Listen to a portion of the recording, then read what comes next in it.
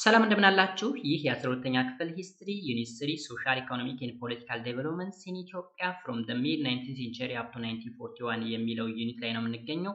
በዚህ ቪዲዮ የዩኒቱን የመጨረሻ ክፍል የሆነውን ክፍል 11 ወይም ደግሞ ፓርት 11 እናያለን። የዛሬው ርዕሳችን የሚሆነው እንግዲህ ኢታሊያን አግሬሽን ኤንድ ፓትሪዮቲክ ሬዚስታንስ ካውዘስ ኤንድ ኮርሰስ ኦፍ ዘ ዋር የሚል ርዕስ ይኖረናል። በዚህ ርዕሰ ጉዳይ እየተማርን ለተወሰኑ ደቂቃዎች አብረን እንቆያለን። ለዩቲዩብ ቻናሉ አዲስ ከሆናችሁ ሰብስክራይብ በማድረግ ቤተሰብ ሁኑ ማለት ነው። እንግዲህ ይህንን ቶፒክ ከመጀመራችን በፊት በባለፈው በክፍል 10 ስለተማማርነው ነገር የተወሰነ ነገር ልበላችሁ። በክፍል 10 እንግዲህ ፓወር ስትራግል አሞንግ ዘ ሩሊንግ ኤሊትስ ወይም ደግሞ በገዢ ልሂቃን መካከል የነበረ የስልጣን ሽኩቻ የሚል ርዕስ ነበረ። እንግዲህ እንደ ኢሮፓያን አቆጣጠር በ906 አጼ ምኒልክ በስትሮክ በሽታ መያዛቸውን ተከትሎ የስልጣን ሽኩቻዎች ነበሩ ማለት ነው። ታዲያ እንግዲህ አጼ ምኒልክ ያደረጉት የልጅ ልጃቸው የሆነውን ልጅ ኢያሱን የአልጋ ወራሽ እንዲሆን ነበር ያደረጉት ማለት ነው። ይሄ ልጅ ገና 12 ዓመቱ ስለነበረ ብቻውን ሀገር ማስተዳደር ስለማይችል እንደ ራሴ ወይም ደግሞ ሪጀንት ያስፈልገው ነበረ እና ራስ ተሰማ ናደውን እንደ ራሴ የተደረገበት ሁኔታ ነበረ። ከዛም እንግዲህ ወዲያውኑ ራስ ተሰማ ናደው ሊሞት ችሏል።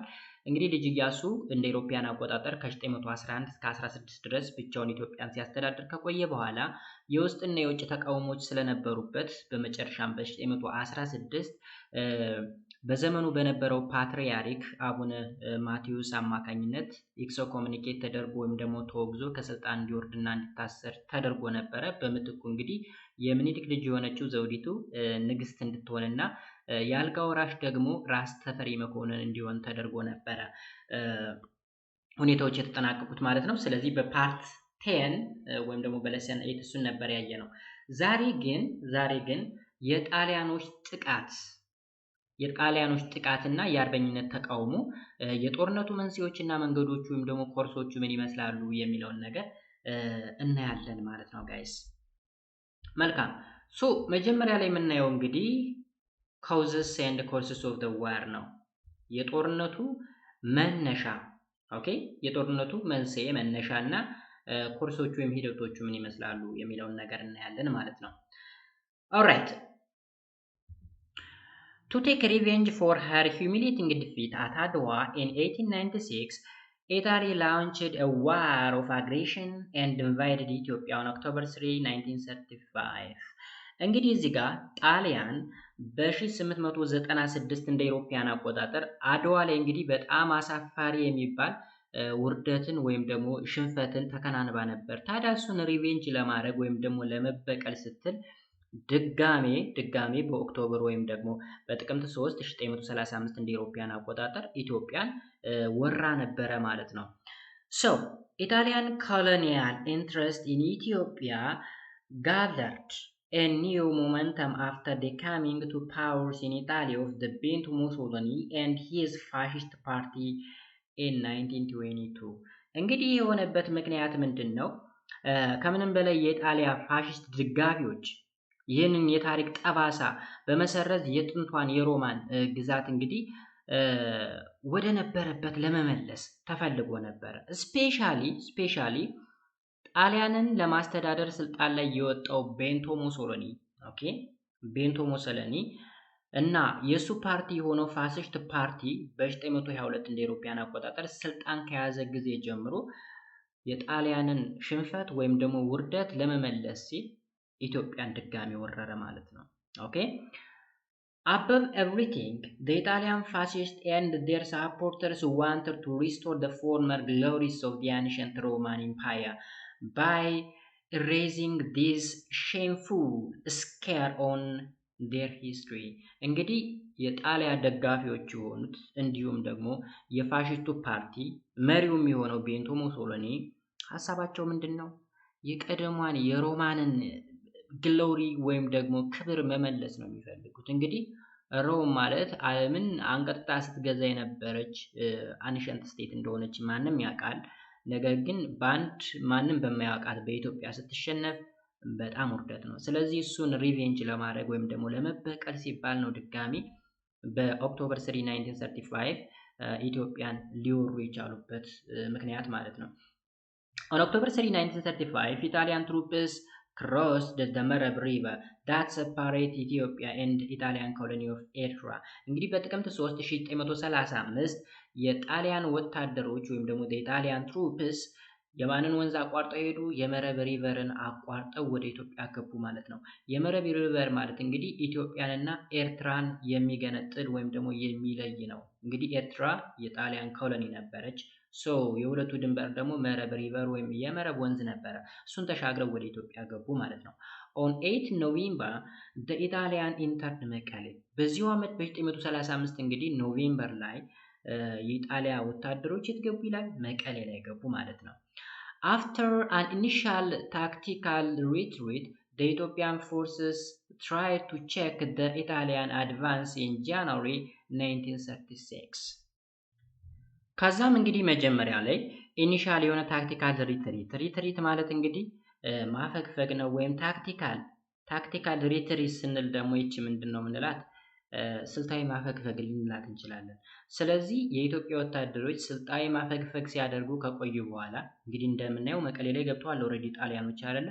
ሶ አፍተር ኢኒሺያል ታክቲካል ሪትሪት ወይም ደግሞ ስልታዊ ማፈግፈግ ሲያደርጉ ከቆዩ በኋላ የኢትዮጵያ ኃይሎች ጣሊያኖች በጃንዋሪ 1936 ኢትዮጵያ ውስጥ መግባታቸውን አረጋግጠዋል ወይም ቼክ አድርገዋል ማለት ነው። ወይም ቼክ ለማድረግ ሞክረዋል ማለት ነው። ኦኬ ዴን ራስ ካሳ ኃይሉ was assigned by Emperor ኃይለ ሥላሴ as the overall commanders of the northern front እንግዲህ ራስ ካሳ ኃይሉ የሰሜን ጦር አዛዥ ሆነው በኃይለ ሥላሴ ተሾሙ ማለት ነው። ማን? ራስ ካሳ ኃይሉ የት አካባቢ? የሰሜን አካባቢ የጦር አዛዥ ወይም ኮማንደር አጠቃላይ የሆነ ወይም ኦቨርኦል የሆነ ኮማንደር እንዲሆኑ ማለት ነው። Ethiopian forces in the north were commanded by ራስ ምሩ ኃይለ ሥላሴ ሽሬ ፍሮንት። በሽሬ ፍሮንት አሁንም እዚህ ሰሜን አካባቢ እዚህ ጋር እንዳትወዛገቡ ራስ ካሳ ኃይሉ ኦቨርኦል ኮማንደር ነው፣ አጠቃላይ አዛዥ ተደርጎ በኃይለ ሥላሴ ነው የተሾመው። እዚሁ ሰሜኑ አሁንም ራስ ምሩ ኃይለ ሥላሴ እዚሁ ሰሜን ላይ ኮማንደር ነው። የማን ኮማንደር? የሽሬ ፍሮንት ወይም የሽሬ ግንባር ማለት ነው። ራስ ሙሉጌታ ይግዙ ደግሞ የእንደርታ ፍሮንት ነው ወይም የእንደርታ ግንባር ኮማንደር ነው። ራስ ካሳ ኃይሉ ኤንድ ራስ ስዩም መንገሻ ደግሞ ተንቤን ፍሮንት ላይ ወይም የተንቤን ግንባር ማናማን? ራስ ካሳ ኃይሉ እና ራስ ስዩም መንገሻ ማለት ነው። ራስ ካሳ ኃይሉ በአጠቃላይ የሁሉም ኮማንደርም ነው፣ የተንቤን ፍሮንትም ኮማንደር ነው ማለት ነው። ስለዚህ ሁለት ቦታ እናገኘዋለን ካሳ ኃይሉ ከማን ጋራ? ከራስ ስዩም መንገሻ ጋራ ሆኖ ማለት ነው። ኦልራይት ከዛስ the major weakness of the Ethiopian side was a lack of coordination እንግዲህ ዋናው ደካማ ጎናቸው በዛ ጊዜ የነበሩ የኢትዮጵያ ተዋጊዎች ኮኦርዲኔሽን አልነበራቸውም ወይም ደግሞ የጥምረታቸው ደካማ ነበረ ማለት አልተናበቡም ነበር ማለት ነው። Then the force of the ራስ ካሳ and ራስ ስዩም fought two major battles in Tamben, the first in January and the second in February 1936. So ራስ ካሳ እና ራስ ስዩም መንገሻ በአንድ ላይ ሆነው እንግዲህ የተንቤንን ፍሮንት ወይም ግንባር እየመሩት ነበረ። ሁለት ዋና ዋና ጦርነቶችን አካሂደዋል። የት ላይ? እዚህ ተንቤን የተባለ ፍሮንት ላይ ወይም ደግሞ ግንባር ላይ ማለት ነው። የመጀመሪያው ጃንዋሪ ላይ ኦኬ ጥር ላይ ነው። የሁለተኛው ደግሞ ፌብሩዋሪ ወይም የካቲት ላይ 1936 ላይ ማለት ነው። alright although they ultimately unable to check the advance of the Italian, the Ethiopia force fought with zeal and dedication. so እዚህ ጋር እንግዲህ በመጨረሻም የጣሊያን ግስጋሴ ማረጋገጥ ባይቻልም የኢትዮጵያ ጦር በቅናትና በቁርጠኝነት ሲዋጋ ነበር ማለት ነው። ኦኬ zeal and dedication ስንል በቅናትና በቁርጠኝነት በወኔ ማለት ነው። The force of ራስ ምሩ in the Shire front in the west had also registered some success, ambushing and destroying the force of Italian አስካሪ ማለት እንግዲህ የጣሊያን የኮሎኒያል ወታደሮች ወይም ደግሞ የኮሎኒያል ትሩፕስ ብለን የምንጠራቸው ናቸው። at the place called እንዳባግና የሚባል ቦታ አለ እዚሁ ሰሜን አካባቢ ማለት ነው። ስለዚህ ሽሬ አካባቢ ያለው ግንባር ላይ ያለው ኮማንደር ራስ ምሩ ነበረ። እሱም እንግዲህ የተወሰኑ ሰክሰሶችን ወይም ደግሞ ውጤቶችን ሬጂስተር ማስደረግ ችሎ ነበር ማለት ነው። የጣሊያን አስካሪዎችን ወይም ደግሞ አስካሪ ወይም ኮሎኒያል ትሩፖችን በመዋጋት ማለት ነው። የት ላይ? እንዳባጉና ተብሎ የሚጠራ ቦታ ላይ እንዳባጉና The Ethiopian forces under the War Minister Ras Mulugeta were, however, routed by the Italian forces at the Battle of Ambaradom near Mekelle. ነገር ግን እንግዲህ የኢትዮጵያ ፎርስ በማን የሚመራው በዋር ሚኒስቴር ወይም በጦር ሚኒስቴር በሆነው በራስ ሙሉጌታ ይመራ የነበረው ኃይል እንግዲህ በጣሊያ ኃይሎች አት ባትል ኦፍ አምባራዶም ላይ የት ነው አምባራዶም ያለ እንግዲህ መቀሌ አካባቢ ማለት ነው ሊሸነፍ ችሏል ማለት ነው ወይም ደግሞ ድል ተደርጓል ማለት ነው። The final battles of the Northern Front was fought at Maicho on 31 March 1936. የመጨረሻው ባትል ወይም ደግሞ ጦርነት የተካሄደው እንግዲህ ማይጨው ላይ ነበረ። ማይጨው መቼ? በ31 ማርች 1936 ማለት ነው። The Ethiopian force in this battle were commanded by Emperor Haile Selassie I. እንግዲህ ማይጨው ላይ ሲደረግ የነበረው የመጨረሻው ጦርነት ይመራ የነበረው በራሱ በኢምፔረሩ በአፄ ኃይለ ሥላሴ ቀዳማዊ ነበር ማለት ነው። The emperor mobilized what was left on the northern front and the imperial bodyguard. እንግዲህ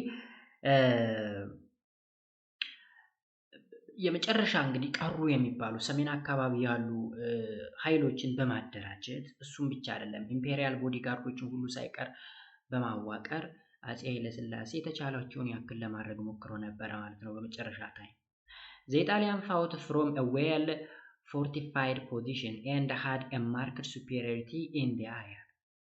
አያችሁ እዚህ ጋር እንግዲህ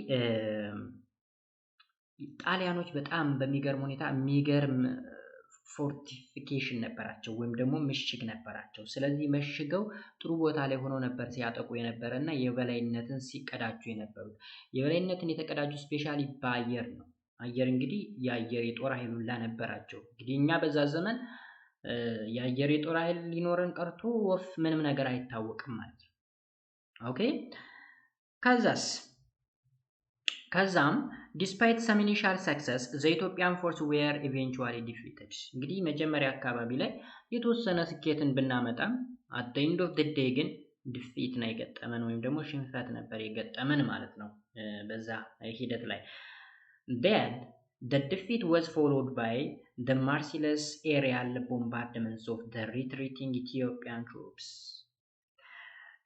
ሽንፈቱን እንግዲህ ተከትሎ ወደ ኋላ የሚንቀሳቀሱ የኢትዮጵያ ወታደሮች ላይ ያለ ርህራሄ የአየር ጥቃት ሲፈጸምባቸው ነበር። ኤሪያል ቦምባርድመንት ማለት መርሲለስ ወይም ደግሞ ይሄ ርህራሄ የሌለው ምህረት የሌለው ኤሪያል ቦምባርድመንት ወይም ደግሞ የአየር ድብደባ ሸሽተው ወይም አፈግፍገው ወደ ኋላ የሚመለሱ የኢትዮጵያ ወታደሮች ላይ የሚደረግ ጥቃት ነበር ይሄ በአየር ላይ ማለት ቢኮዝ አውሮፕላን ሁላ የጀቱን ላይ ይዘው ነው የመጡት ለበቀል። Finally, on May 5, 1936, the Italian troops headed by Marshal Badoglio captured Addis Ababa. ከዛም በመጨረሻም በግንቦት 5 1936 እንደ አውሮፓውያን አቆጣጠር የኢትዮጵያ ወታደሮች በማርሻል ባዶግሊዮ እየተመሩ አዲስ አበባን ካፕቸር አደረጉ ወይም ደግሞ ያዙ ማለት ነው። ስለዚህ ጣሊያን በሁለተኛው ወረራዋ ኢትዮጵያን ወይም ደግሞ አዲስ አበባን የያዘችው መቼ ነው? በግንቦት 5 1936 ነው። May 5 1936 በማን እየተመሩ? በማርሻል ባዶግሊዮ። መልካም። Meanwhile, Ethiopian forces on the southern and southeastern front fought bravely against the Italians. ይህ በእንዲህ እንዳለ እንግዲህ በደቡብና በደቡብ ምስራቅ ግንባር የነበሩ የኢትዮጵያ ጦሮች ከጣሊያን ጋራ በብሬቭሊ ወይም ደግሞ ጀግንነት ሲፋለሙ ነበር ማለት ነው። ብሬቭሊ ፋይት ሲያደርጉ ነበረ በደቡብና በደቡብ ምስራቅ በኩል። ራስ ደስታ ዳምጠው፣ ደጃዝማች ነሲቡ ዘማኑኤል፣ ደጃች መኮንን እንዳልካቸው commanded the Ethiopian force against the Italian force led by Marshal Rudolfo Graziani. እንግዲህ እነዚህ እዚህ የተጠቀሱት እነ ራስ ደስታ ዳምጠው፣ እነ ደጃች ነሲቡ ዘማኑኤል፣ እነ ደጃች መኮንን እንዳልካቸው በደቡብ አቅጣጫና በደቡብ ምስራቅ አቅጣጫ የኢትዮጵያን ፎርስ ኮማንድ እያደረጉ ከማን ጋር ሲፋለሙ የነበሩ ናቸው? against the Italian force led by Marshal Rudolfo Graziani. ግራዚያኒ ሲባል ሰምታችሁ ታውቃችሁ? ግራዚያኒን የሚፋለሙት ነበሩ እነዚህ በደቡብ አቅጣጫ ማለት ነው። ባዶግሊዮ ኦልሬዲ በሰሜን በኩል አድርጎ አዲስ አበባ ገብቷል። ይሄ ሪዶልፎ ግራዚያኒ ደግሞ በደቡብ አቅጣጫ ነው እየተፋለመ ያለው ከኢትዮጵያ ወታደሮች ጋር ወይም ኃይሎች ጋር ማለት ነው። እንግዲህ እነዚህ የት አሉ መሰላችሁ? አሁን የጣሊያን ወታደሮች ኤርትራ ውስጥ አሉ። አንድ ማወቅ ያለባችሁ ቢኮዝ ኤርትራ የጣሊያን ኮሎኒ ስለሆነች አሉ። ሁለተኛ ሶማሊያ የጣሊያን ኮሎኒ ነች። ሶማሊያ ውስጥም አሉ ማለት ነው። አሁን ጸቡ ምንድን ነው? በአድዋ ጦርነት ጊዜ ኢትዮጵያን ኮሎኒ ለማድረግ ወይም ቅኝ ግዛት ለማድረግ አድዋ ላይ ተፋልመው ሂዩሚሊየቲንግ የሆነ አሳፋሪ የሆነ ሽንፈትን ሼምፉል የሆነ ሽንፈትን በዓለም ታሪክ ታይቶ የማይታወቅ ሽንፈትን ተሸንፈው ስለሄዱ እሱን ሪቬንጅ እያደረጉ እየተበቀሉ ነው ሁለተኛ ወረራ ያደረጉት እንጂ ኖርማሊ ዋና ሐሳባቸው አሁንም ኢትዮጵያን ቅኝ ግዛት የማድረግም አልነበረም። ከተሳካላቸው ይሆናል፣ ግን ዋናው ሐሳባቸው ሪቬንጅ ነው፣ በቀል ነው። እንዴት ሮማን የምትመስል ወይም ደግሞ ልዕለ ኃያል የሆነች ታሪክ ያላት ሀገር የነበረን ህዝቦች እንዴት በዚህ በኢትዮጵያ እንሸነፋለን የሚል ቁጭት ታደረባቸውና እሱን ለመበቀል ነው በእግር በፈረስ መጠው በፕሌን ሁላ ሳይቀር ሲጨፈጭፉን የነበረው ማለት ነው።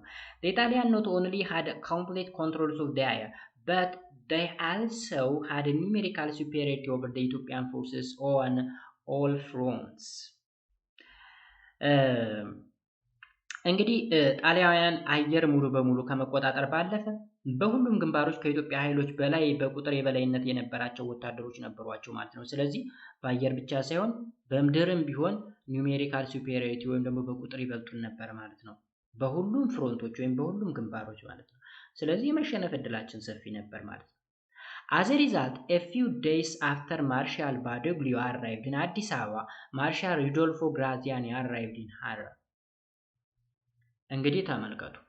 አሁን መጀመሪያ ማን ነው አዲስ አበባ የገባው? ማርሻል ባዶግሊዮ ነው አዲስ አበባን የያዘው በሜይ 5 1936። ወዲያውኑ ደግሞ ማርሻል ሪዶልፎ ግራዚያኒ ደግሞ ሀረር ገባ ማለት ነው፣ በደቡብ ምስራቅ አቅጣጫ በኩል መጥቶ ማለት ነው። ስለዚህ ሀረርም አዲስ አበባም ተያዙ ማለት ነው። ከዛስ እዚህ ስዕል ላይ የምታዩት እንግዲህ ኢምፔረር ኃይለ ሥላሴ ናቸው። ሌግ ኦፍ ኔሽን ላይ ሪፖርት እያደረጉ የሚያሳይ ነው። ሶ እንዴት ሄዱ ምናምን እናያለን። ከዚህ ኢትዮጵያ has joined the League of Nations in 1923. Emperor Haile Selassie believed that the League of Nations might help Ethiopian to stop the Italian aggression. እንግዲህ ኢትዮጵያ በአፍሪካ ለመጀመሪያ ጊዜ በ1923 የሌግ ኦፍ ኔሽን አባል ሆነች ወይም ደግሞ ተቀላቀለች ማለት ነው። እንግዲህ በአፍሪካ ታሪክ ብቸኛው አፍሪካዊ ሀገር ነች በ1923 ሌግ ኦፍ ኔሽን ስትቀላቀል። ታዲያ አፄ ኃይለ ሥላሴ ምን ብለው ያምኑ ነበረ?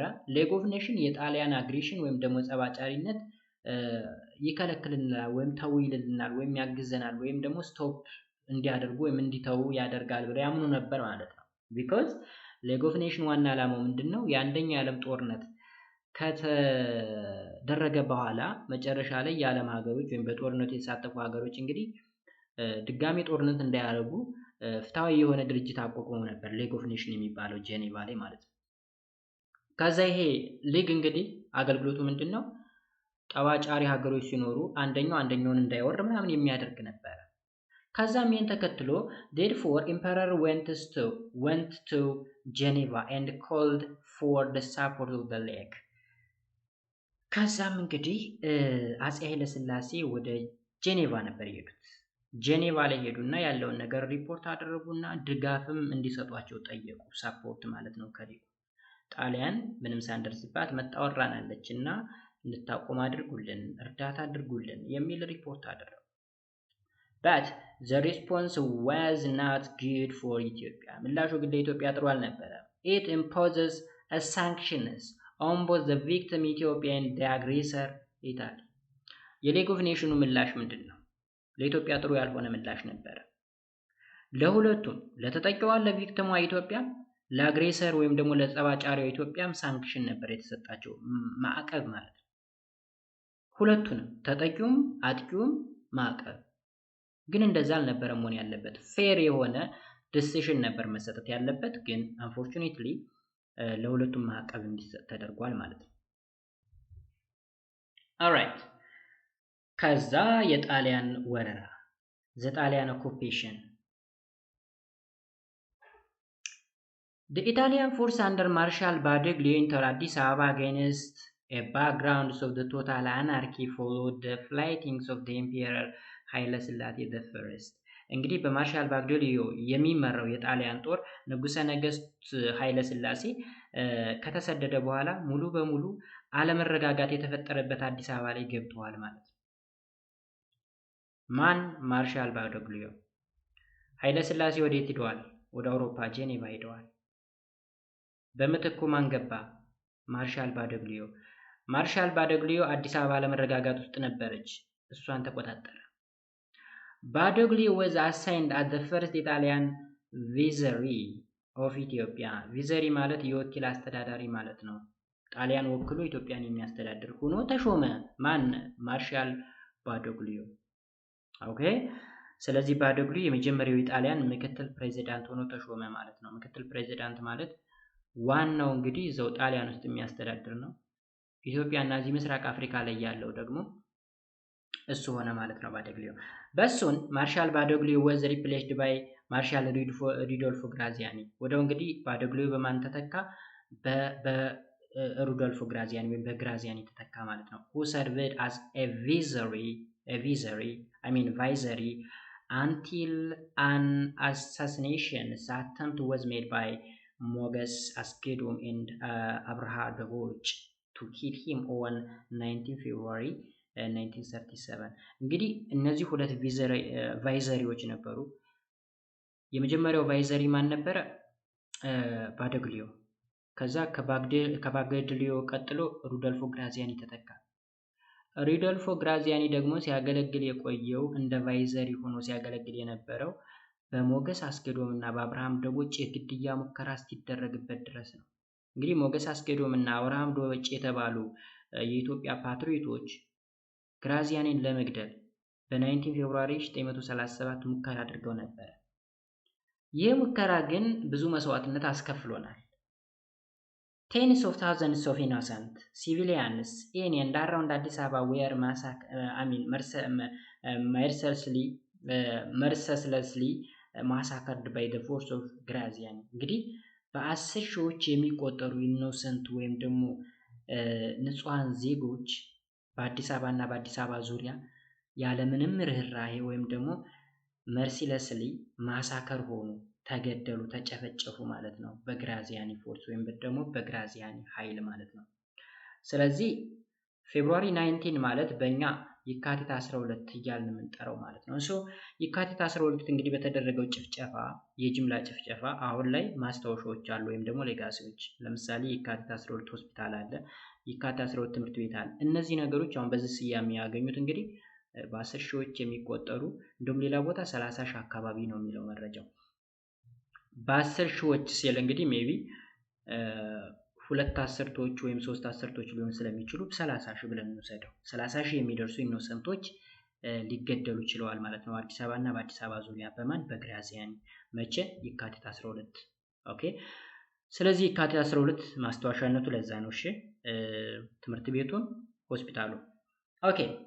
soon after Addis Ababa massacre, Graziani was replaced by more liberal-minded viceroys, Duke of Aosta, who remained in the position until the final defeat and explosions of the Italy in 1941. ከዛም እንግዲህ ምንድነው የተፈጠረው? የአዲስ አበባ እልቂት ከተፈጸመ ብዙም ሳይቆይ ግራዚያኒ ሊበራል አስተሳሰብ ባለው በአውስታ መስፍን ተተካ ማለት ነው። እሱም እንግዲህ እስከ 1941 ጣሊያኖች እስከተሸነፉበትና እስከተባረሩበት ጊዜ ሲያስተዳድር ቆይቷል ማለት ነው። ማን ነው መጨረሻ ላይ ማስተዳደር የጀመረው ማለት ነው? ዱኬ ኦፍ አውስታ። ኦኬ፣ ዱኬ ኦፍ አውስታ ወይም ደግሞ አውስታ ልንለው እንችላለን ማለት ነው። ኦልራይት ዴን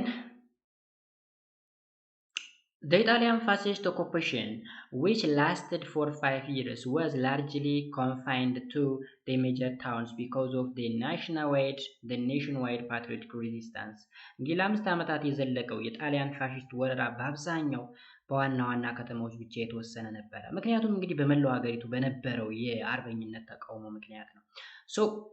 ገጠሩ አካባቢ የአርበኝነት ፍልሚያ ላይ ነው። አርበኞች በየቦታው እየተዋደቁ ነበረ፣ እየተዋጉ ነበረ። ስለዚህ ዋና ዋና የሚባሉ ቦታዎችን ከተሞችን ብቻ ነው ያዙ ማለት ነው ጣሊያኖች። those towns include አዲስ አበባ፣ ጎንደር፣ ደሴ፣ ሐረር እና ጅማ ነበሩ ማለት ነው።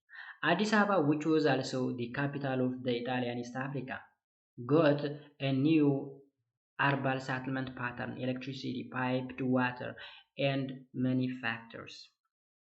እነዚህ ከተሞች እንግዲህ እንደ አዲስ አበባ፣ ጎንደር፣ ደሴ፣ ሐረር እና ጅማ ይገኙበታል ብለናል። የጣሊያን የምስራቅ አፍሪካ ከተማ እንግዲህ የነበረች አዲስ አበባ የከተማ ሰፈራ፣ የኤሌክትሪክ ኃይል፣ የቧንቧ ውሃና ብዙ ፋብሪካዎች እንዲኖሯት ተደረገች ማለት ነው።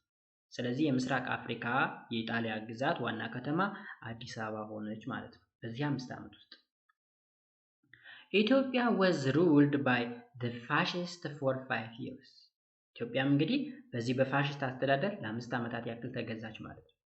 The name of Ethiopia was abandoned during this time and the Italian becomes part of the Italian East Africa Empire which included the Italian colony of Eritrea and Somaliland in addition to Ethiopia. እንግዲህ በዚህ ጊዜ ኢትዮጵያ የሚለው ስም ተትቶ ነበር።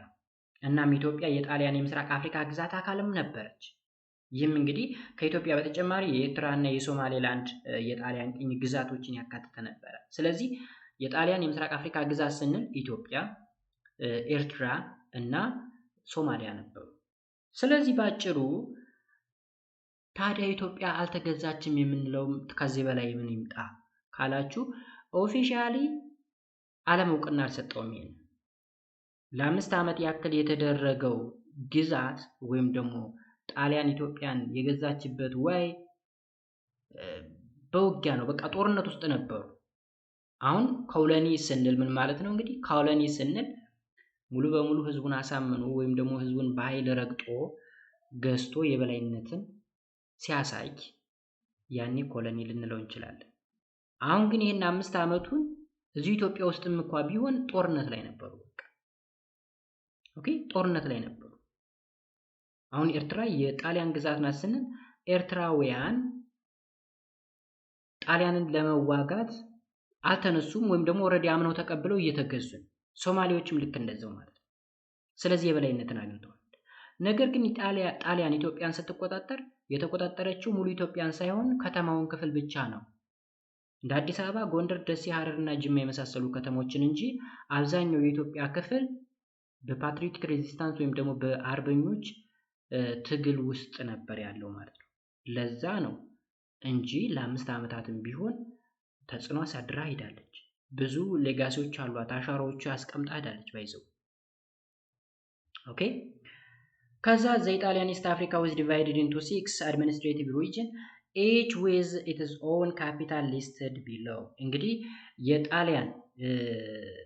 የጣሊያን የምስራቅ አፍሪካ ወይም የምስራቅ አፍሪካዊ ግዛት በ6 የአስተዳደር ክልሎች የተከለለ ሲሆን እያንዳንዳቸው እንግዲህ የራሳቸው ዋና ከተማ ያሏቸው ናቸው። ከስር ተዘርዝረዋል ማለት ነው። ወደ 6 የሚደርሱ ማለት ነው። አንደኛው ኤርትራ ነው ኢንክሉዲንግ ትግራይና ኤርትራን በአንድ ላይ ዋና ከተማ አስመራ አደረጉ። ሁለተኛ አማራ ነው። አማራም እንግዲህ ሰፊ ስለሆነ በጌምድር፣ ወሎ፣ ጎጃም፣ ኖርዝ ሸዋ በጌምድር የምንለው እንግዲህ ጎንደር የምንለው ነው። አሁን ላይ ጎንደር፣ ደቡብ ጎንደር፣ ሰሜን ጎንደርን የያዘ ማለት ነው።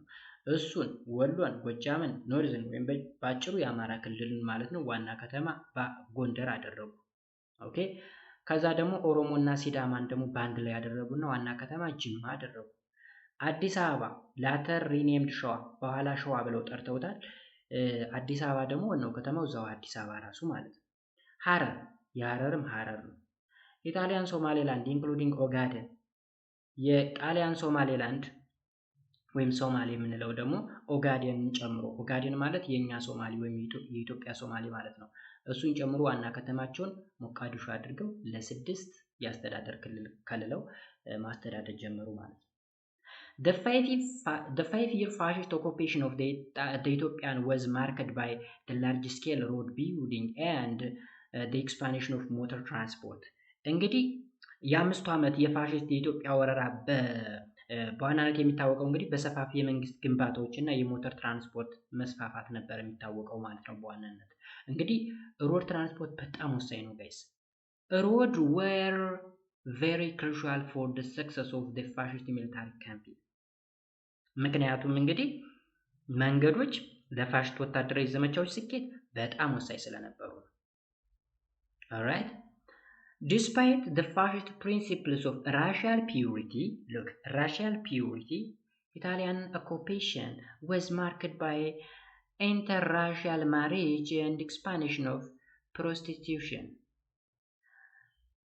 ምንም እንኳን እንግዲህ ፋሽስቶች የዘር ንጽህና መርህን የሚያምኑ ቢሆኑም በጣሊያ ወረራ እንግዲህ በዘር መካከል የሚደረጉ ጋብቻዎችና በዝሙት አዳሪነት መስፋፋት ይታወቅ ነበር ማለት ነው። በዋናነት እንግዲህ ራሻል ፒዩሪቲ ስንል የዘር ንጽህና ጣሊያኖች ንጹህ እንደሆኑ ከአፍሪካዎች ጋር መጋባት ወይም ደግሞ እንደዚህ ሴክሹዋል ሪሌሽን እንዳይኖራቸው የሚያምኑ ቢሆኑም እንኳ ነገር ግን ምን ሲደረግ ታይቷል?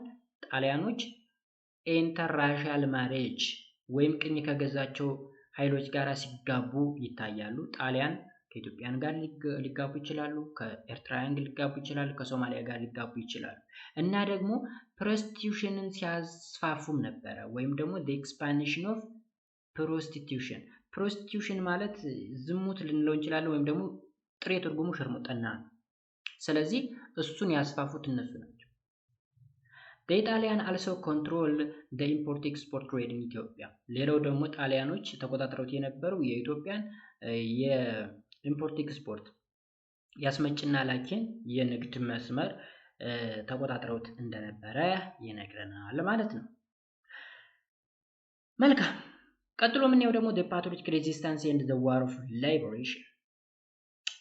ኦኬ የአርበኝነት ተቃውሞና የነጻነት ጦርነቱ ምን ይመስላል? አሁን እንግዲህ ጣሊያኖች በዚህ ወይ ገስግሰው ኢትዮጵያ ውስጥ ገብተው ኢትዮጵያን የምስራቅ አፍሪካዊ የጣሊያን ግዛት አባል አደረጓት። ከዛ በአንጻሩ የኢትዮጵያ አርበኞች ምላሽስ ምንድነው? እንየው።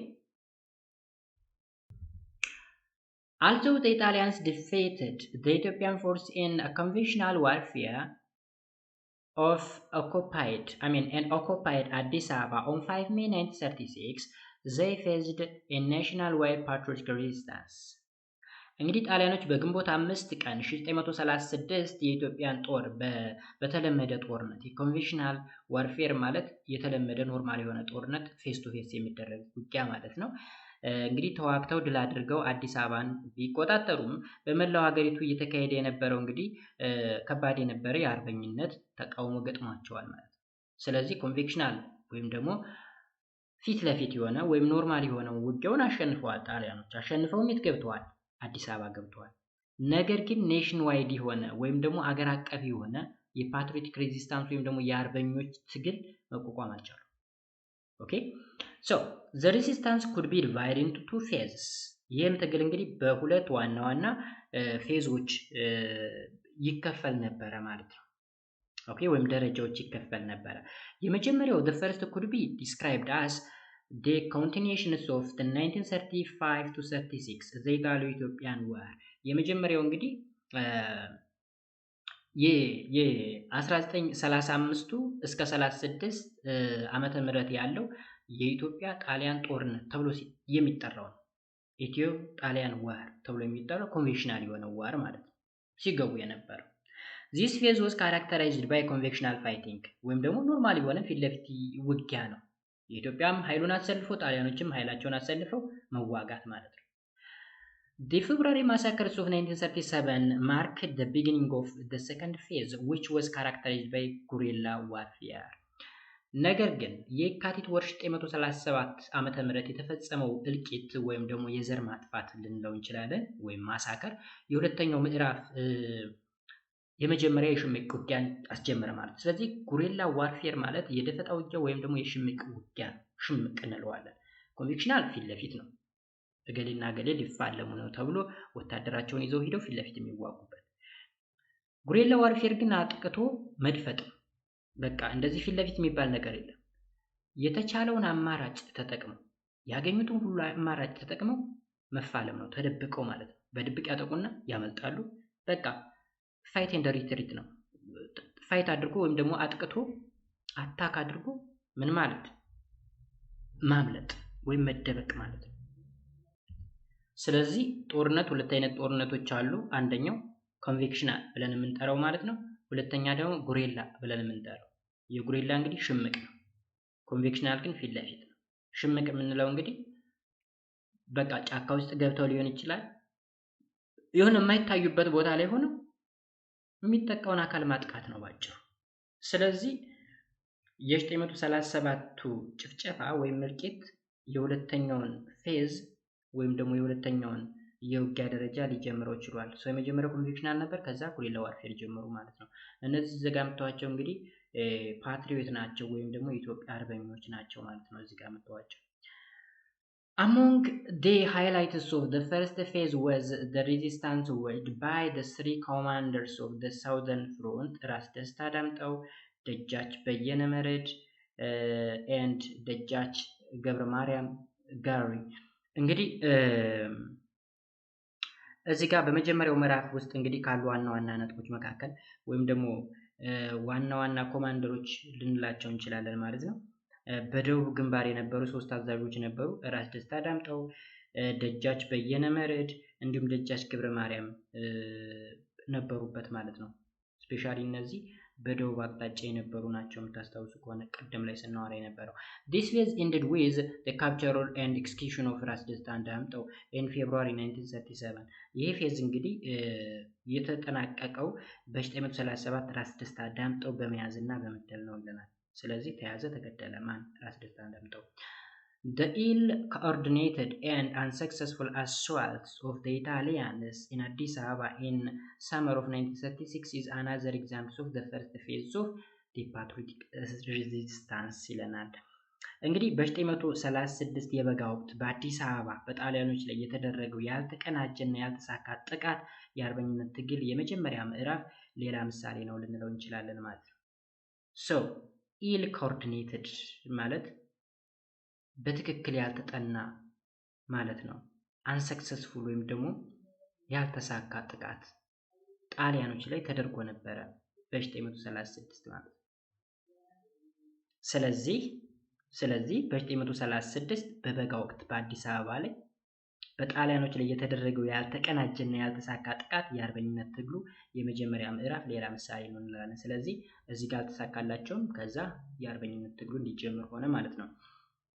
ኦኬ the attempt to attack the Italian Addis Ababa from several directions was made by the two sons of ራስ ካሳ አስፋውሰን and አበራ፣ ደጃች ባልቻ ሳፎ፣ ባላምባራስ፣ ላተራስ አበበ አረጋይ and ደጃች ፍቅረ ማርያም ይናዱ። ደጃች ፍቅረ ማርያም ይናዱ። እነዚህ እንግዲህ ምኖች ናቸው ካል አዲስ አበባ ላይ ጣሊያኖችን አታክ ለማድረግ ወይም ደግሞ ለማጥቃት የተቀዳጁ ሰዎች ናቸው። ኦኬ ወይም በአዲስ አበባ ጣሊያን ላይ ከብዙ አቅጣጫዎች ለማጥቃት የተደረገው ሙከራ በሁለት የራስ ካሳ ልጆች የሆኑት ማለትም አስፋውሰን እና አበራ፣ ደጃች ባልቻ ሳፎ፣ ባላምባራስ በኋላ ራስ የሆነው አበበ አረጋይ እና ደጃች ፍቅረ ማርያም ይናዱ ነበሩ። እነዚህ እንግዲህ አዲስ አበባ ላይ ጥቃት ለማድረግ በተለያየ አቅጣጫ ሙከራ ያደረጉ ናቸው። አቡነ ጴጥሮስን ደግሞ ስናይ who was the sprite behind the offensive was executed and became a martyr of the resistance። የጥቃቱ በስተጀርባ ያለው መንፈስ እንግዲህ የነበሩት አቡነ ጴጥሮስ ነበሩ። እንግዲህ ተገደሉና ሰማዕታትነትን ተቀበሉ ማለት ነው። አቡነ ጴጥሮስ በሰዓቱ የነበሩ ፓትርያርኩ ናቸው። ስለዚህ ፓትሪዮቶችን ወይም ደግሞ እነዚህ አርበኞችን ሲያበረታቱ ነበረ ወይም ደግሞ እምቢተኝነትን ሲያስተምሩ ነበረ። ፋይናሊ ግን እንዲሞቱ ተደብድበው እንዲሞቱ ተደረገ ማለት ነው። አቡነ ጴጥሮስ አሁን አዲስ አበባ ላይ ሐውልት አላቸው ማለት ነው። ሜቢ አዲስ አበባ ላይ ያላችሁ ይሄንን ታውቁታላችሁ። የአቡነ ጴጥሮስ ስታቹ ነው ይሄ። ኦኬ then the Italian pursued አስፋውሰን ካሳ and አበራ ካሳ ወንድማማቾችን ማለት ነው to surrender through ራስ ኃይሉ ተክለ ሃይማኖት who was an Italian coordinator but they were executed by the Italian after their surrender ይለናል ማለት ነው። እዚህ ጋር ሌላ የሚያሳዝነው ታሪክ ምንድነው? እንግዲህ ጣሊያኖች አስፋውሰን ካሳን እና አበራ ካሳ የተባሉ ሁለት ወንድማማቾችን በጣሊያው ተባባሪ በነበሩ በራስ ኃይሉ ተክለ ሃይማኖት እጅ እንዲሰጡ አሳመኗቸው ማለት ነው። መጀመሪያ ላይ እንግዲህ በሰላም እጅ ስጡ ምናምን ብሎ ያሳምናቸዋል ራስ ኃይሉ ተክለ ሃይማኖት። ራስ ኃይሉ ተክለ ሃይማኖት እንግዲህ ባንዳ ነው በሰዓቱ። ባንዳ ምንድነው? ወደ ስር እናየዋለን። የጣሊያን ኮኦርዲኔተር ነበር ወይም ደግሞ የጣሊያን አጋዥና ሳፖርተር ነበረ ማለት ነው። ስለዚህ እነዚህ ወንድማማቾች አዲስ አበባ ላይ ጥቃት ሊያደርሱ ከሚፈልጉ ወይም አታክ ማድረግ ከሚፈልጉ ወንድማማቾች መካከል አስፋወሰን እና አበራ ነበሩ። እነሱን እንግዲህ በማስተባበል እጅ እንዲሰጡ ካደረገ በኋላ እንዲገደሉ ሆኑ ማለት ነው። ሶ ፋይናሊ ምን ሆኑ? ኤክስኪዩትድ ተደረጉ፣ ተገደሉ ማለት ነው ሁለቱ ወንድማማቾች። ደን እንቀጥል አሁንም ማለት ነው። the second phase of the patriotic struggle which was largely a guerrilla warfare began soon after the Italian entered Addis Ababa and became a very strong after the Graziani massacres of 1937 እንግዲህ የአርበኝነት ትግሉ የሁለተኛው ምዕራፍ በአብዛኛው የሽምቅ ውጊያ የነበረ ሲሆን ጣሊያኖች አዲስ አበባ ከገቡ ብዙም ሳይቆይ ነው ይህን ዋርፌር ወይም ደግሞ የጉሬላ ዋርፌር ወይም የሽምቅ ውጊያ የጀመሩት ማለት ነው። በተለይ ደግሞ በ1937 ግራዚያኒ ወደ 30 ሺህ የሚደርሱ ንጹሃንን ከጨፈጨፈ በኋላ ይሄ የሽምቅ ውጊያ በጣም ተጠናከረ ማለት ነው። The February 1937 massacre was the signal for the rise of the terror unleashed by the fascist black shirts. እንግዲህ የካቲት 1937 ጭፍጨፋ በፋሽስት ጥቁር ሸሚዞች የተፈጸመ ወይም ብላክ ሸርትስ ፋሽስት ብላክ ሸርት ቀጥታ ስንተረጉመው ጥቁር ሸሚዝ አይደለም ብላክ ሸርት ብለን ልንጠራው እንችላለን እንዳለ ማለት ነው። የተፈጸመው የሽብር አገዛዝ የሚያሳይ ምልክት ነው። ወይም ደግሞ ጣሊያኖች ኢትዮጵያ ላይ ያደረሱት የማይረሳ ታሪክ የማይፍቀው ብላክ ሸርት ኦኬ ሶሪ እዚህ ጋር ሸርት ስንል እዚህ ጋር ቁጣ ነው፣ ቁጣ ንዴት ማለት ነው። ስለዚህ ፋሽስት ብላክ ሸርትስ የፋሽስቶች ወይም ደግሞ የጣሊያኖች የማይረሳ ጥቁር ቀን ልንለው እንችላለን። ባጭሩ የካቲት 12ቱ ጭፍጨፋ ብለን ልንጠራው እንችላለን በእኛ ማለት ነው። ስፔሻል ታርጌትስ ኦፍ ዘ ፋሽስት ቴሪ ዌር ኤጁኬትድ ኢትዮጵያን እንግዲህ በዋናነት ታርጌት ተደርገው ሲጨፈጨፉ የነበሩት እንግዲህ የተማሩ ነበሩ ወይም የተማሩ ኢትዮጵያን ብቻ ነበር እየመረጠ ሲያጠቃ የነበረው ማለት ነው። ከዛም ስፔሻል ታርጌትስ ኦፍ ዘ ፋሽስት ቴረር እንግዲህ የተማሩ ኢትዮጵያኖች ናቸው ብለናል። The Ethiopian Orthodox clergy also became one of the major victims of the fascist aggression. ሌላው ደግሞ እንግዲህ ኢትዮጵያ ኦርቶዶክስ ተዋሕዶ ቤተክርስቲያን ላይ ያሉ ቀሳውስቶች እንግዲህ የፋሽስት ጥቃት ዋነኛ ሰለባዎች ነበሩ። Many churches and monasteries were burned by the Italian. ብዙ ቤተክርስቲያኖች እንዲሁም ገዳማቶች ወይም ሞናስተሪዎች በጣሊያኖች ተቃጠሉ። Mussolini had ordered the execution of all monks without distinction.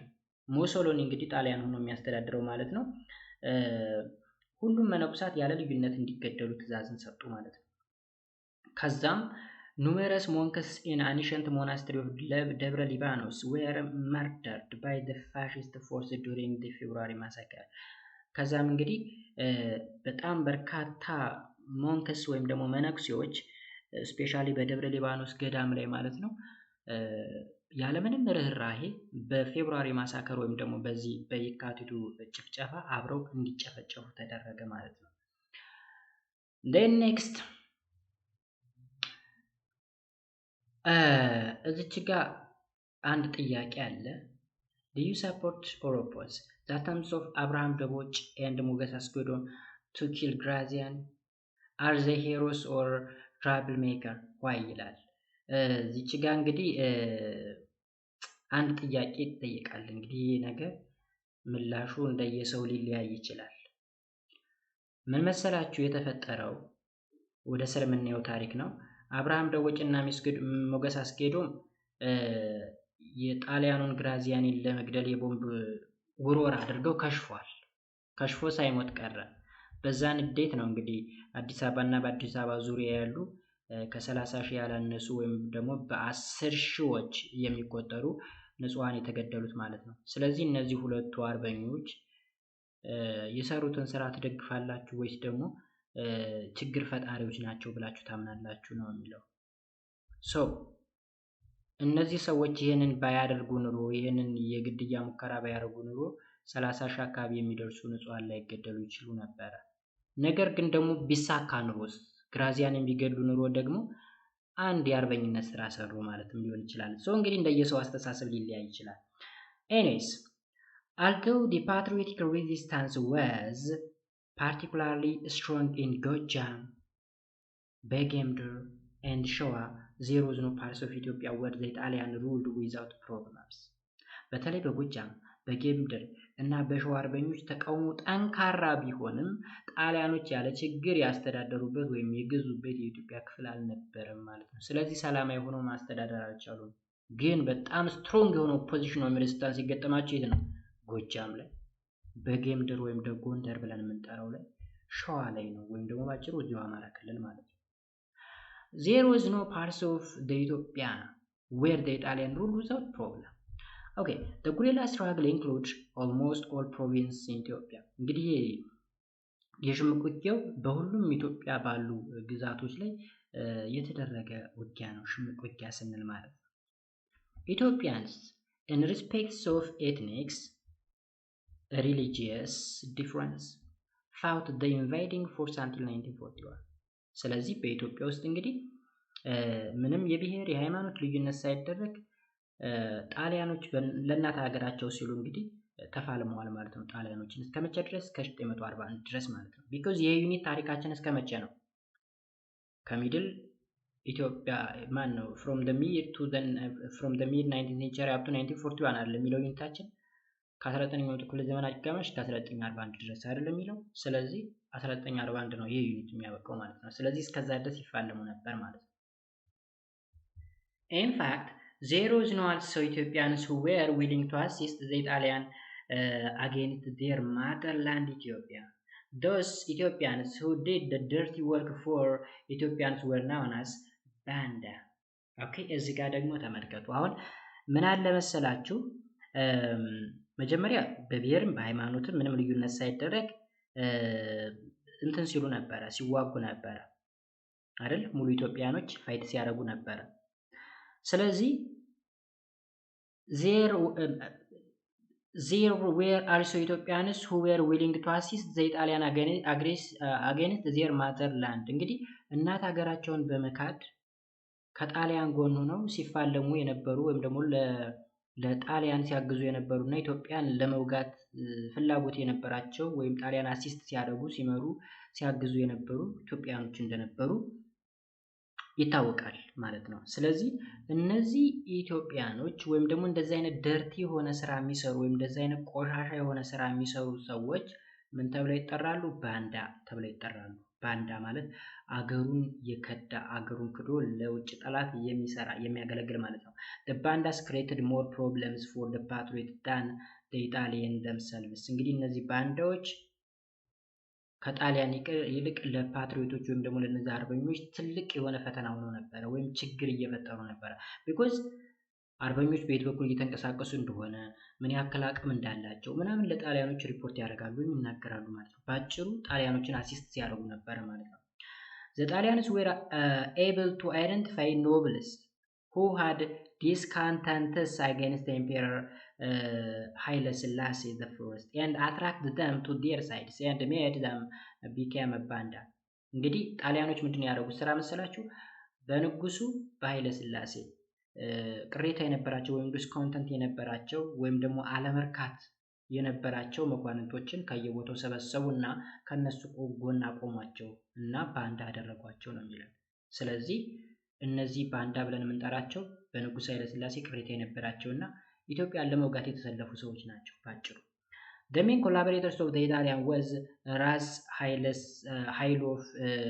ተክለ ሃይማኖት of ጎጃም። የጎጃሙ ኃይሉ ተክለ ሃይማኖት አንደኛው ነበረ። ምክንያቱም በባለፈው ክፍል ስንመማር ታስታውሳችሁ ራስ ኃይሉ እንግዲህ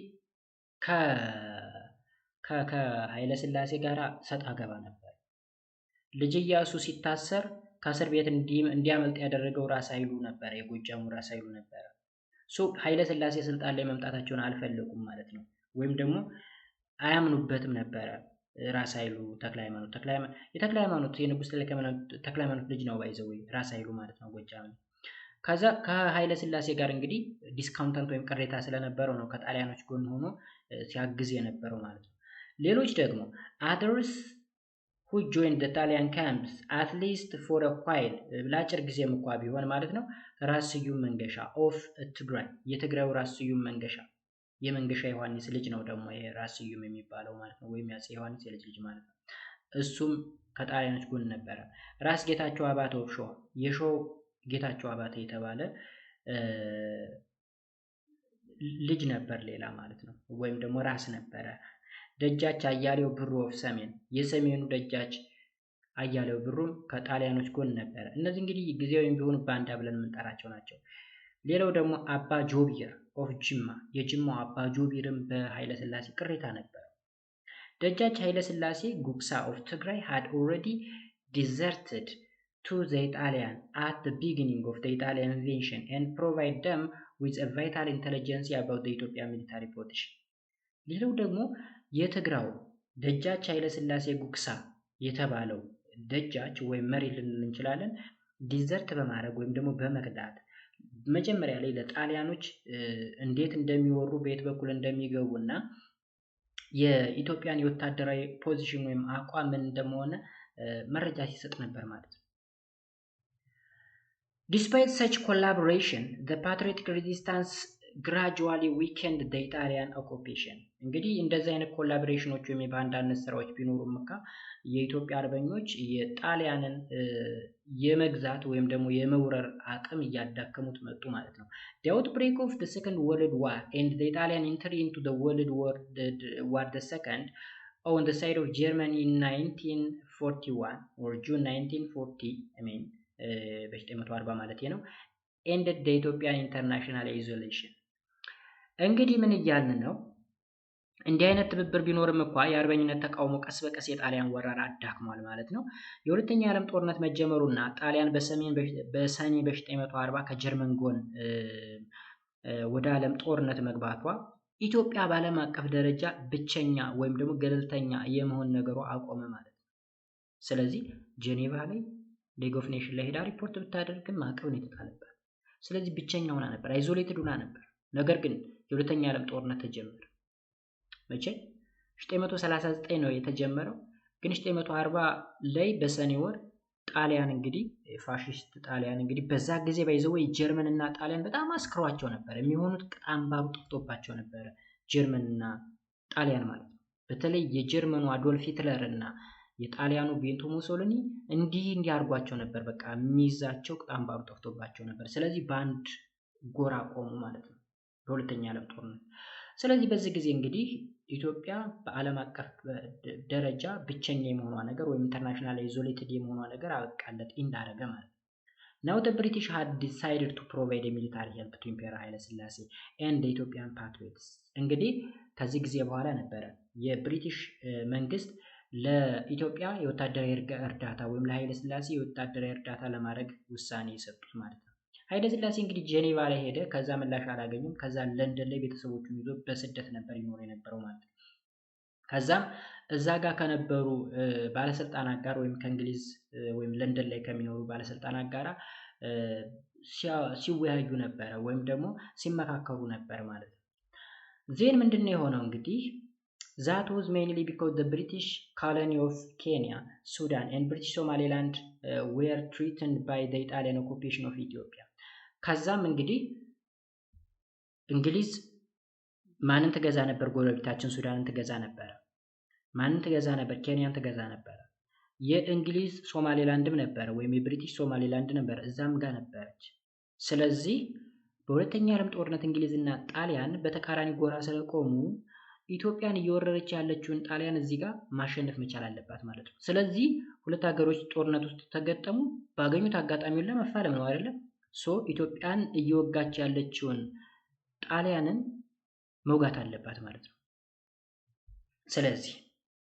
ስለዚህ therefore the British launched a three major offensive against the Italian Ethiopia so British እንግዲህ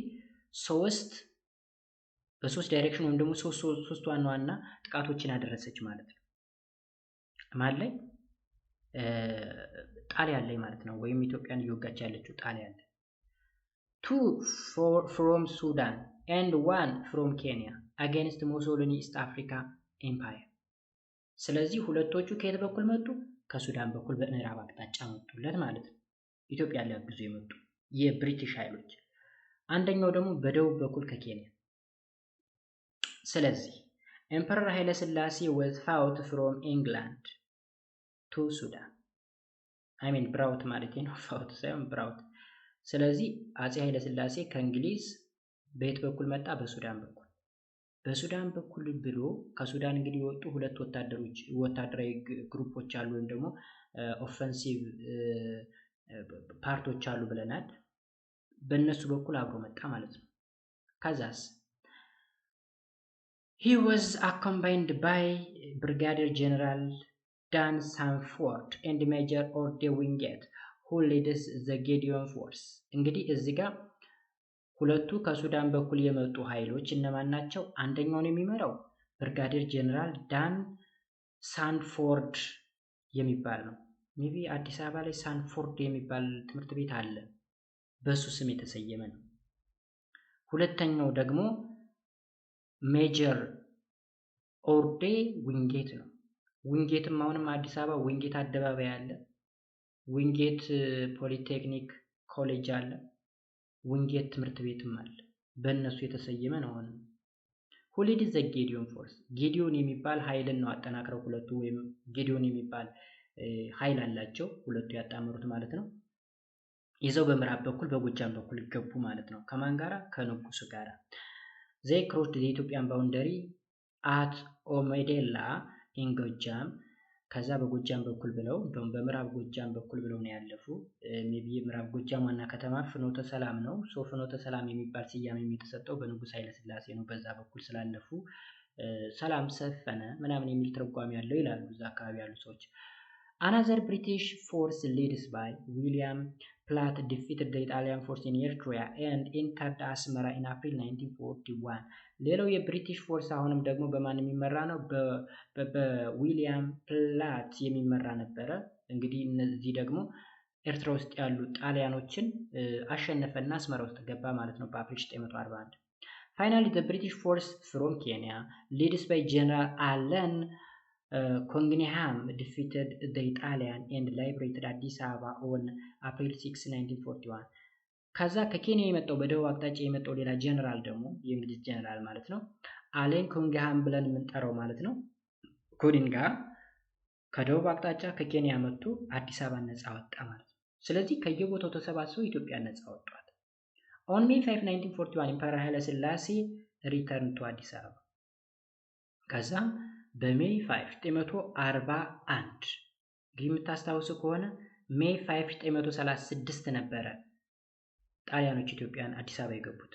አሁንም እዚሁ ሜይ 5 ላይ ከስንት ዓመት በኋላ ማለት ነው? ከ5 ዓመት በኋላ ኤግዛክትሊ ከ5 ዓመት በኋላ በዛው በቀኑ ማለት ነው ኃይለ ሥላሴ አዲስ አበባ ተመልሰው ገቡ። በእነማን ድጋፍ? በእነ ጀነራል ዊንጌት፣ በእነ ጀነራል ሳንፎርድ፣ በእነ ጀነራል ኩኒንግሃም እርዳታ ማለት ነው። ስለዚህ አንድ መታወቅ ያለበት ሀቅ ምንድነው? በዳግም የጣሊያን ወረራ ኢትዮጵያ ጣሊያንን ያሸነፈችበት ዋናው ሚስጥሩ የእንግሊዝ እርዳታ እንደሆነ ልታውቁ ይገባል ማለት ነው። ሌላ የመጨረሻ ሀሳብ የሴቶች እዚህ ጋር የሴቶች ፓትሪዮት አለ ወይም ደግሞ የሴቶች አርበኝነት አለ። እዚህ ጋር ሴቶች እንግዲህ በአርበኝነቱ በጣም ሲሳተፉ ነበረ። almost most of the patriot leaders were men. There were also women who became rally points of the resistance movement. እንግዲህ አብዛኛው የፓትሪዮቲክ ሬዚስታንስ ወይም ደግሞ የዚህ የአርበኝነት ትግሉን ሲመሩ የነበሩ ወንዶች ናቸው። ነገር ግን ሴቶችም እንግዲህ ፓርቲሲፔት ሲያደርጉና ሬዚስት ሲያደርጉ ወይም የሬዚስታንስ ሙቭመንቱን ተቀላቅለው ከፍተኛ አስተዋጽኦ ሲያደርጉ ነበር ማለት ነው። In this regard we can mention two female figures, ከበደች ስዩም, the daughter of ራስ ስዩም and wives of ሌት አበራ ካሳ። ኦኬ መጀመሪያው እንግዲህ ከበደች ስዩም ነች፣ የራስ ስዩም መንገሻ ልጅ ነች ማለት እንችላለን። ራስ ስዩም መንገሻ ዮሐንስ ማለት ነው። እና ደግሞ ምንድነች? wives of ሌት አበራ ካሳ ሸዋንሽ አበራ wives of the head ደጃዝማች ኃይሉ ከበደ of the ዋግ። ስለዚህ ይቺ ከበደች ስዩም የማን ሚስት ነበረች? ያበራ ካሳ ሚስት ነበረች። ሌላኛዋ ደግሞ ሸዋነሽ አብርሃነች። ሁለቱን ሴቶች ነው መያዝ ያለብን እዚህ ጋር። ሁለት ሴቶችን ሜንሽን ማድረግ አለብን አይደል? ከበደች ስዩምና ሸዋነሽ አብርሃ ናቸው። ሸዋነሽ አብርሃ የማን ሚስት ነች? የደጃች ኃይሉ ከበደ ወፍ ተዋግ የዋጉ የደጃች ኃይሉ ከበደ ሚስት ነች። ኦኬ ሌላ ደግሞ አለች ልክነሽ የምትባል ልክነሽ በየነ ኤንድ ስንዱ ገብሩ የሚባሉም አሉ። ሌላ ተጨማሪ ፊገሮች ማለት ነው። ውሜንስ ፕላይድ ኤ ኪ ሮልስ ኢን ዘ ሬዚስታንስ ስትራግል ኢን 1936 አፕ ቱ 41 ከ36 እስከ 41 ድረስ እንግዲህ በነበረው ትግል ሴቶች ቁልፍ ሚና ተጫውተው ነበረ። ዜይ ኮሌክትድ ውድ ፊች ዋተር ፕሪፔር ፉድ ፎር ዘ ኮምባንት ኤንድ ቱክ ኬርስ ኦፍ ዘ ወንድድ እንግዲህ እንጨት ይለቅሙ ነበረ፣ ውሃ ይቀዱ ነበረ፣ ለተዋጊዎች ምግብ ያዘጋጁ ነበረ፣ የቆሰሉትን ደግሞ ይንከባከቡ ነበር። ስለዚህ የሴቶች ሚና ሰፊ ነበር ማለት ነው። They also encouraged brave fighters and insulted those who were reluctant to fight. በጣም ጀግና የሆኑትን እንግዲህ ኢንከሬጅ ያደረጉ ያበረታቱ ነበረ ማለት ነው፣ ፋይተሮችን ማለት ነው። አልዋጋም ብለው ያፈገፈጉ ወይም ደግሞ አልፈልግም ያሉ ሪለክታንት የሆኑ ደግሞ ግትር የሆኑትን ደግሞ ይሰድቧቸው ወይም ኢንሳልት ያደረጓቸው ይሳለቁባቸው ነበረ። Some women directly took part in fighting and were engaged in actual combat. አንዳንድ ሴቶች ደግሞ ፊት ለፊት የተፋለሙም ነበሩ። ሰም ኢትዮጵያን ዊሜንስ አልሶ ወርክድ አዝ ኢነር ፓትሪዮት ወይም ደግሞ ውስጥ አርበኞች የውስጥ አርበኛ ሆነው የሰሩ ሴቶችም ነበሩ። ኢነር ፓትሪዮትስ ዌር ኦፊሻሊ ዊዝን ዘ ኢጣሊያን ካምፕስ በት ሄልፕድ ዘ ፓትሪዮትስ ሰክሬትሊ ባይ ፕሮቫይዲንግ ደም ዊዝ ኢንፎርሜሽን ፕሮቪዥን አርሚ አሙኒሽንስ ኤንድ ሜዲሲን። ውስጥ ላይ የሚሰሩ አርበኞች ማለት እንግዲህ ኦልሬዲ የጣሊያን ካምፕ ውስጥ ነው ምግብ የሚሰሩ ምን የሚሉ ለጣሊያን የሚያገለግሉ ሆነው ግን ከውስጥ መረጃ የሚያቀብሉ ናቸው። ሰክሬቶች ወይም ሚስጥሮችን የሚያቀብሉ ኢንፎርሜሽኖችን የሚሰጡ ጦር መሳሪያ ወይም ደግሞ ጥይቶችን የሚያቀብሉ መድኃኒቶችን የሚሰጡ ናቸው ማለት ነው የውስጥ አርበኞች። ውስጥ ላይ ጣሊያኖች ምን እንደሚያወሩ ምን እያሴሩ እንደሆነ እያንዳንዱን መረጃ ለውጭ ላይ ላሉ አርበኞች የሚያቀብሉ የውስጥ ሴት አርበኞች ነበሩ። Among the outstanding female inner patriots we can mention ወይዘሮ ሸዋረገድ ገደሌ ኦፍ ሸዋ and ወይዘሮ ሸዋነሽ አበበ ኦፍ ጎንደር። እንግዲህ ሁለቱ ወይዘሮ ሸዋረገድ ገደሌ ኦፍ ሸዋ ወይም ሸዋረገድ ገደሌ አንደኛዋ የውስጥ አርበኛ ነበረች፣ ይህን ስራ ስትሰራ የነበረች and ሌላኛዋ ደግሞ ወይዘሮ ሸዋነሽ አበበ ኦፍ ጎንደር የጎንደሯ ሸዋነሽ አበበ ነበረች በዋናነት የሚታወቁት ማለት ነው። ሸዋረገድ played an important role in the patriotic attacks of the Italian garrisons in አዲስ ዓለም 60 ኪሎ ሜትር ዌስት ኦፍ አዲስ አበባ። እንግዲህ በዋናነት ሸዋረገድ ገደሌ የተሰራ የነበረው የጣሊያ ካምፕ ወይም ደግሞ ጋሪሰን የሆነው አዲስ ዓለም ላይ የሚገኘው ከአዲስ አበባ 60 ኪሎ ሜትር ርቆ የሚገኘው በዌስት ወይም በምዕራብ አቅጣጫ ማለት ነው። እዛ ነበር ተሰራ የነበረው። በጣም ኢምፖርታንት ሮል ወይም ደግሞ ጠቃሚ ሚና ነበር ስትጫወት የነበረው ማለት ነው። ውስጥ ላይ ስላለው ኢንፎርሜሽን ያለውን አጠቃላይ ሁኔታ ምናምን ታቀብል ነበር ማለት ነው። ወይዘሮ ሸዋነሽ አበበ ላይ ስንመጣ ደግሞ who had a good command of the Italian language used to provide a valuable information about the Italian። እንግዲህ እቺ ሴትዮ ወይዘሮ ሸዋነሽ አበበ ጣሊያንኛ ቋንቋን በደንብ ትችላለች። ስለዚህ ምን እያወሩ እንደነበረ ምን ነገር እያሴሩ እንደሆነ ምናምን ቋንቋቸውን ስለተረዳች መረጃዎችን ታቀብል ነበር ማለት ነው። This is all about the unit። ዩኒቱ ይሄን ይመስል ነበር ጋይስ። በቀጣይ የምንገናኘው ደግሞ ዩኒት 4 ይሆናል። ዩኒት 4 ሶሳይቲ ኤንድ ፖለቲክስ ኢን ኤጅ ኦፍ ወርልድ ዋር ይለናል። ከ1914 እስከ 1945 ያለውን ነገር እናያለን። 14 የመጀመሪያ ዓለም ጦርነት የጀመረበት ነው። 45 ደግሞ የሁለተኛ ዓለም ጦርነት ያበቃበት ማለት ነው። ስለዚህ ስለ ዓለም ነው የምናወራው ባጭሩ ማለት ነው። እስከዛው ድረስ መልካም ጊዜ ባይ